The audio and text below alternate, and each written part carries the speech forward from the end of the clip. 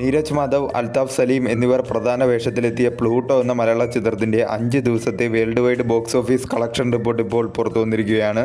ചിത്രം 5 ദിവസം കൊണ്ട് വേൾഡ് വൈഡ് 1.05 കോടിയാണ് നേടിയത്. കേരളത്തിൽ നിന്നും 96 ലക്ഷം രൂപയും കർണാടകത്തിൽ നിന്നും 7,20,000 രൂപയും റെസ്റ്റ് ഓഫ് ഇന്ത്യയിൽ നിന്നും 2,10,000 രൂപയുമാണ് ചിത്രം 5 ദിവസം കൊണ്ട് വേൾഡ് വൈഡ് ബോക്സ് ഓഫീസിൽ നിന്നും നേടിയത്.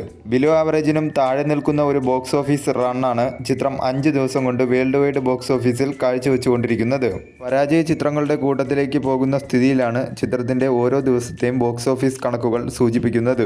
ആദ്യ ദിനം മുതൽ 5 ദിവസം വരെയുള്ള ചിത്രത്തിന്റെ ഡൊമസ്റ്റിക്കിലെ കണക്കുകൾ എടുത്താൽ ആദ്യ ദിനം 23,80,000 രൂപയും രണ്ടാം ദിനം 17,80,000 രൂപയും മൂന്നാം ദിനം 22,10,000 രൂപയും നാലാം ദിനം 29,30,000 രൂപയും അഞ്ചാം ദിനം 12,30,000 രൂപയുമാണ് ചിത്രം 5 ദിവസം കൊണ്ട് ടോട്ടൽ ഡൊമസ്റ്റിക്കിൽ നിന്നും നേടിയത്.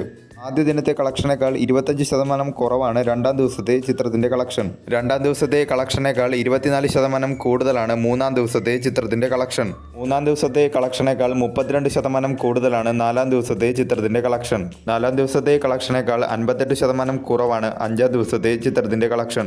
ചിത്രത്തിന് കേരള ബോക്സ് ഓഫീസിൽ നിന്നും ഒരു മിക്സഡായിട്ടുള്ള റെസ്പോൺസാണ് നേടാനായി സാധിച്ചത്. വരും ദിവസങ്ങളിൽ നല്ല രീതിയിലുള്ള ഒരു ബോക്സ് ഓഫീസ് പ്രകടനം കാഴ്ചവെച്ചാൽ മാത്രമേ ചിത്രത്തിന് വിജയിക്കാനായി സാധിക്കുകയുള്ളൂ.